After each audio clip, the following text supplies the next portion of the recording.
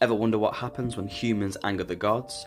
Well, this 4,000-year-old tablet spells it out. So this is a composition called The Curse of Agade, and details a king known as Naram Suin and his impiety to the god Enlil.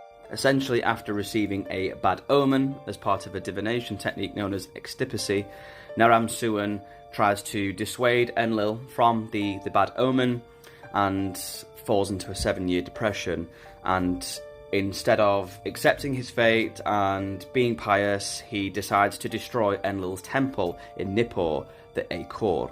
And as a result, all the other gods withdraw their support from the city of Akkad or Agade, so like Inanna and Enki withdraw their support, and Enlil then sends down the Gutians from the Zagros Mountains to destroy the city of Akkad. So this is somewhat of a historical account. Obviously the Gutians did take control of Mesopotamia for a little while, but it was probably a combination of a few different factors as to why the Akkadian Empire fell, and not just the Gutians being sent down in one fell swoop by Enlil to obliterate everybody overnight.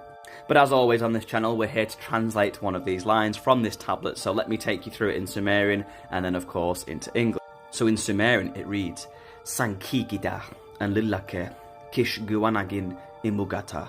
So first up here we have Sanki Gida, which is essentially a compound verb which is made up of Sanki, which means the forehead, and then Gid, which means to be long, so to elongate the forehead or to frown.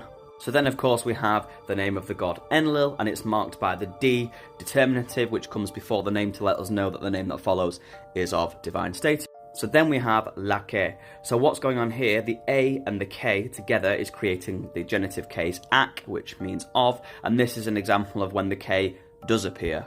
Then finally at the end we have the E, which is the ergative case, which essentially marks the subject of a transitive verb.